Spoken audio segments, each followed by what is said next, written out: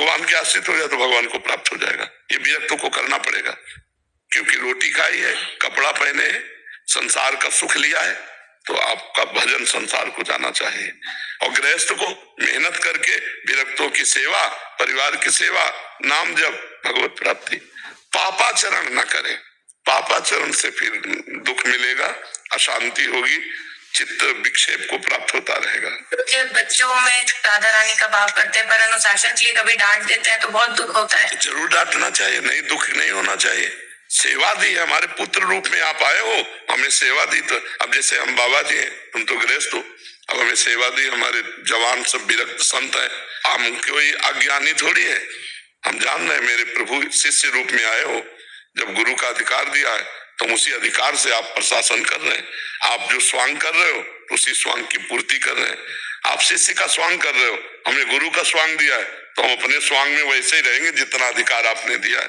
तो वो पुत्र या पुत्री के रूप में प्रभु पधारे तो आपको माँ या पिता का अधिकार दिया तो वैसे ही प्यार करो, भाव रहे भगवत भाव, लेकिन शासन पुत्र और पुत्री के रूप में रहे, तभी तो अच्छे बच्चे बन पाएंगे। और वैवाहिक जीवन में जो कार्य करते हैं उसमें अभी चित में से महाराज जी आपका नाम रहता है, फिर बहुत बुरा लगता है जो भी वैवाहिक जीवन के कार्य होते हैं।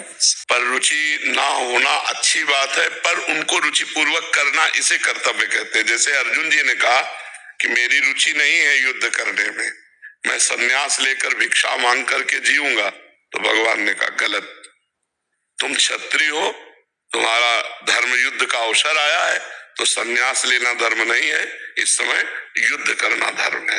तो आप एक गृहस्थ हो, रुचि हो या ना हो, बड़ी रुचि दिखाते हुए आपको अपने गृहस्थ धर्म का पालन करना चाहिए।